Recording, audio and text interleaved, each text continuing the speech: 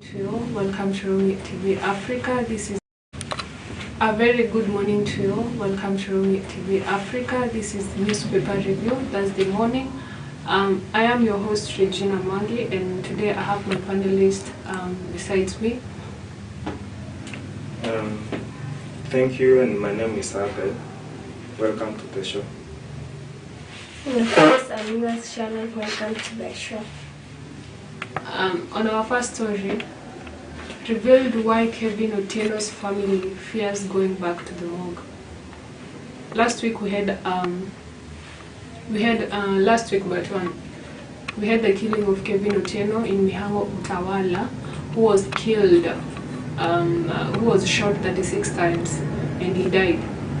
Now the relatives and the family are living in fear because the thugs may come at them anytime. The family of Kevin Otieno, who was shot 36 times in Mihango, Utawala in Nairobi County last month, went to the city mortuary only once to view the body and has never gone back, the nation can now reveal. Investigations revealed the police officers who took Otieno's body to the mortuary on September 23, 2022, filed his identity as unknown and indicated the cause of death as shooting murder. A report indicating that the deceased was murdered through shooting means he was killed by unknown people. A close family member said the circumstances that led to his death had left the family shaken. The relatives said they feared that the gunman who killed Otieno might go after more people, as they had even abducted his brother, Mr. Alfred Odhiambo, early the same day Otieno was killed. It's a bit shocking story. You know, just waking up one day and you are shot 36 times without any consent. Maybe we live among enemies. So what's your take on that, Abel? Okay. We keep on reading stories or hearing stories each and every day about the murder, robbery, and all those. Mm-hmm. We are looking forward to see the steps that the government will gonna take, mm-hmm. so that we can end Mm-hmm. this issue, doing with robbery and all such unnecessary incidences, all insecurity at large. So it's up to the government. As we don't have the authority, we don't have the power, but it's up to the government. Yeah, Shalom. It's a very sad story, but at the same time we have many questions about the root cause of this death. The fact that they had also abducted their brother, which means maybe there is something in that family or someone who is chasing after them. Yeah. So I think security should be done on that family so that they can protect the brothers and sisters to Kevin, and also the security officers to do the investigation keenly to ensure that it's no murder again. Yeah, thank you so much for your sentiments. So one of the family members was saying it is hard for the family to make a move because the gunman first started by picking up his brother, and now everybody fears that if they keep on going to the mob, the gunman might go after them, said the family member who spoke in confidence due to the sensitivity of the matter. So I think the government should intervene for this family because they are still in fear of their lives. They're still in fear of their families and their loved ones, because any time can be their last. So switching on to the next story. Let's tackle this very interesting story. Mm-hmm. A relief to the teachers. I think teachers will be smiling where they are at the moment, because 116,000 new teachers to be hired as state stops delocalization. So here there are two very interesting issues. 100,000 and 16,000 teachers, new teachers to be employed, and then another one is delocalization. Okay. As you know, delocalization of teachers had started, whereby teachers were transferred to far away. Okay, teachers were not allowed to work near their homes, or the county, the count of birth.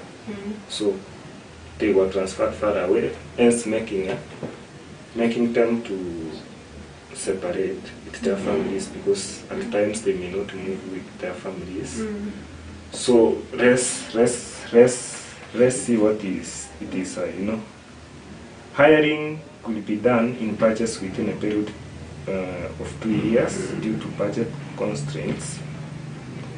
So the 116,000 teachers will be hired in batches.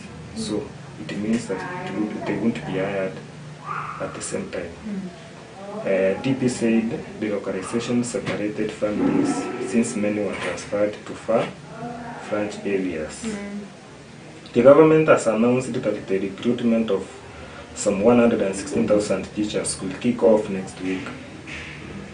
Deputy President Rigathi Gachagua revealed that a meeting with Teachers Service Commission (TSC) has been scheduled next week to kickstart the process.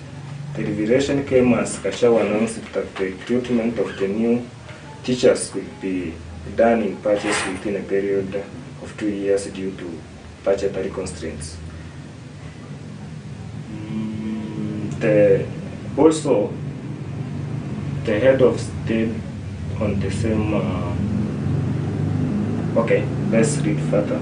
We had a meeting with the Kenya Revenue Authority (KRA) and asked them to ensure they raise at least 3 trillion shillings this financial year to enable us to recruit more teachers and finance other government programs, said Gachagua.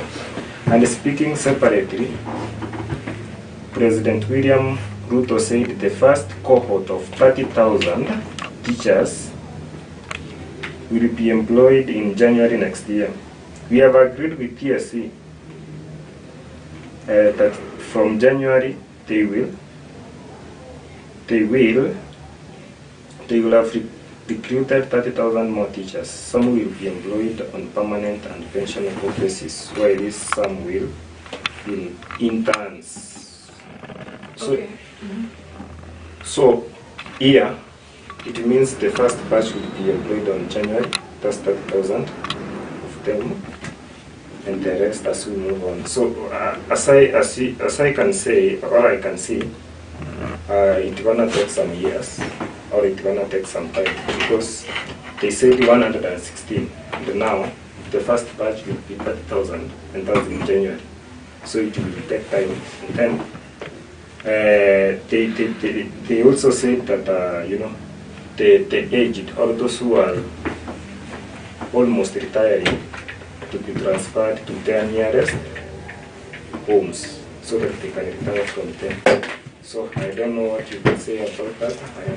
Okay, I understand in the same story, it is where the bigger Gachagua said that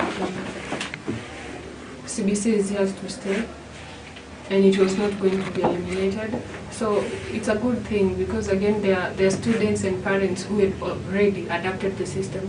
So it being, it's staying and it's going to continue, it's good for the parents, because it can affect the psychological system of the kids.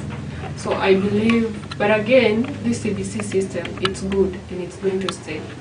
But again, I always say that they have to consider those areas, those remote areas, those areas which cannot be, parents cannot afford some stuff. Yeah, that's my take.